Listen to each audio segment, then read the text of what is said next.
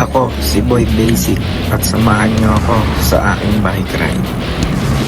Ito ang ruta na carjack. Marami nang nakakaalam sa ruta na to, pero kung beginners na bikers ka pa lang, ay pwede mong sundan ang ruta na to.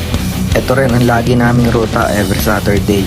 Kasama ang misis ko. Ito na rin yung stress reliever niya pagkatapos ng mga pagtrabaho sa weekend. Ito na rin yung time namin para makapag-banding.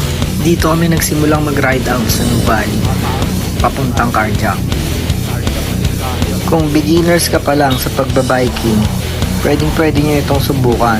May total distance ito magmula ng Nuvali hanggang Tagaytay na 25 kilometers at may mga banayad na ahon. Pwede nyo itong pag-ensayuhan, pwede nyo itong rutahan kung kailangan nyo talagang magpapawis. At kung alam nyo ang Route 111 Limang Kalas, ito ay isa sa mga ruta na kasama doon. At ito yung simula ng ruta kung balak mong gawin ang Route 111.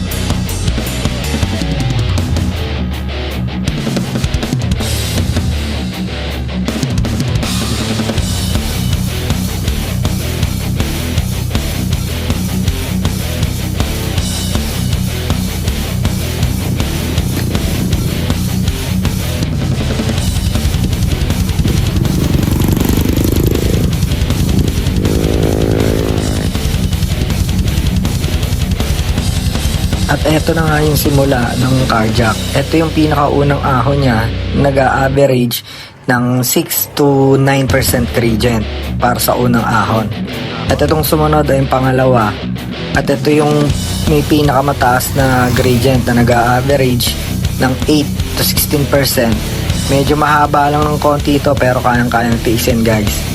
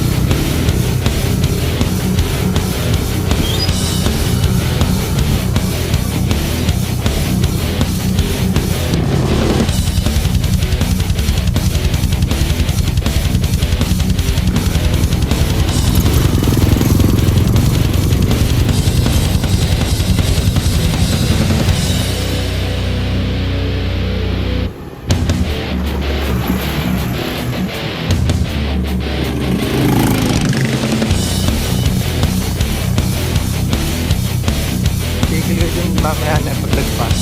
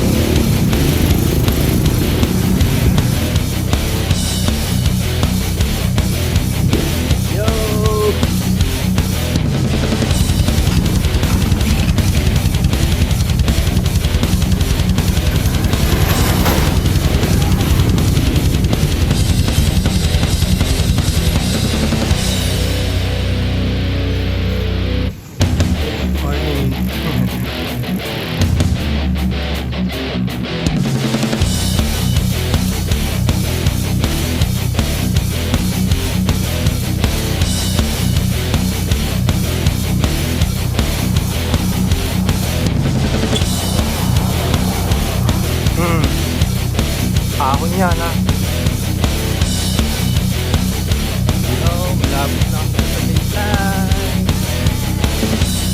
Shout out kay Bebe Aya. Bebe! Tsaka kay Bayo Eric Daly. Tsaka sa kapatid ko, si Hazel.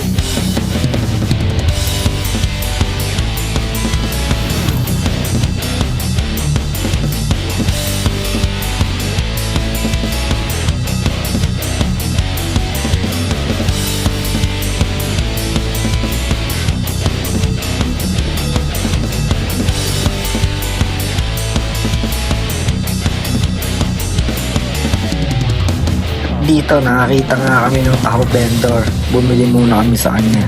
Shoutout nga pala sa'yo kuya sa taho mo. Dito nga sa part na to medyo malilim na siya ng konti. Kasi marami na siya mga puno o yung madadaanan. At medyo dadamahin nyo ang view ng kalikasan.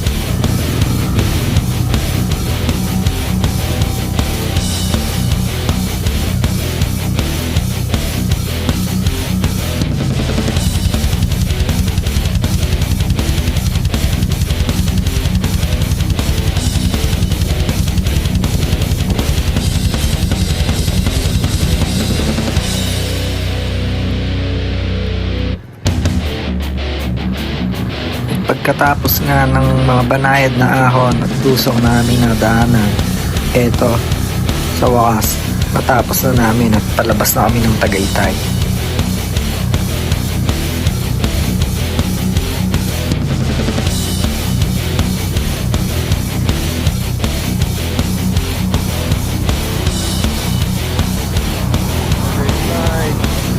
Nice!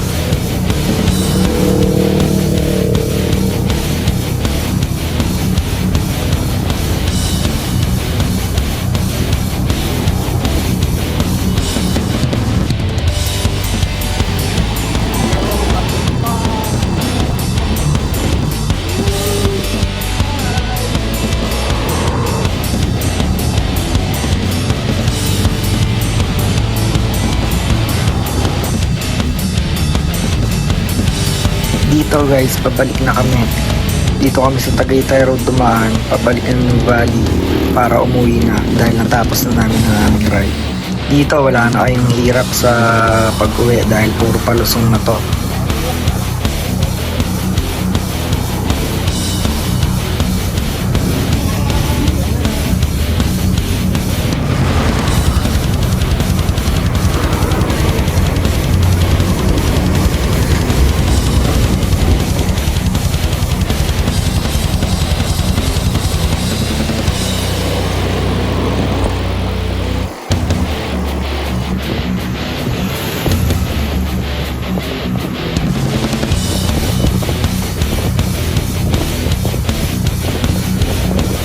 Nandito na kami sa New Valley guys. Dito na nagtatapos ang ruta natin.